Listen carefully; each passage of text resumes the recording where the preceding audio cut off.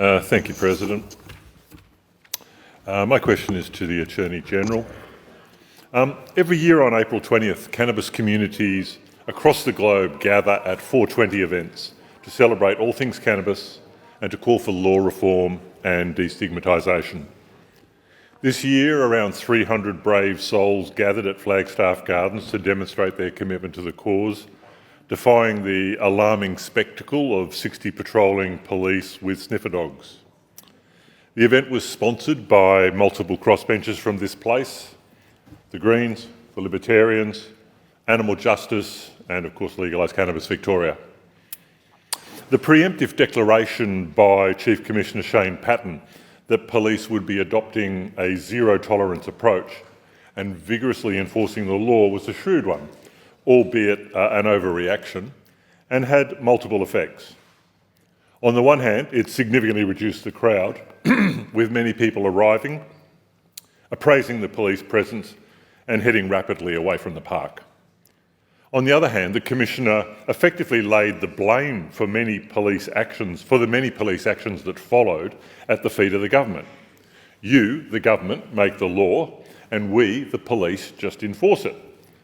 Certainly Victoria Police's approach this year was far more nuanced than in the previous 2 years.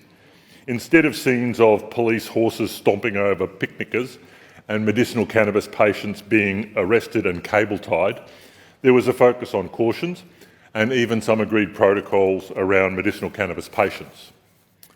From my perspective, the majority of officers were professional. Indeed, most looked positively embarrassed at having to enforce such draconian laws on citizens who clearly posed no threat to either peace or civility. As one officer said, "Yep, this is what I really trained for, to save lives and protect the public." And as far as we can determine, Victoria, the supposedly most progressive state in Australia, was the only place where such police interventions and around 40 arrests occurred.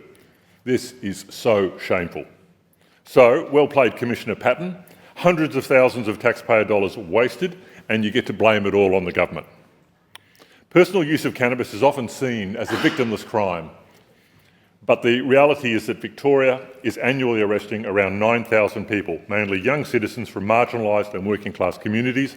It damages lives and careers and stigmatises consumers.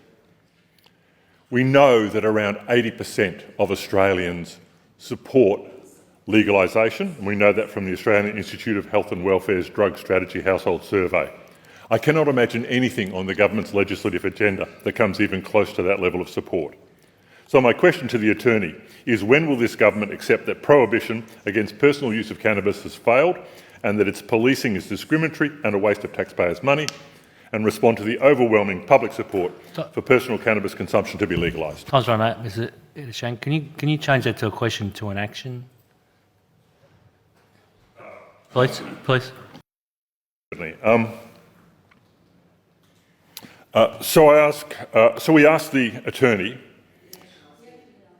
The action I seek is for the Attorney to explain when this government will accept that prohibition against personal use of cannabis has failed and that its policing is discriminatory and a waste of taxpayers' money, and respond to the overwhelming public support for personal cannabis consumption to be legalised. Very good.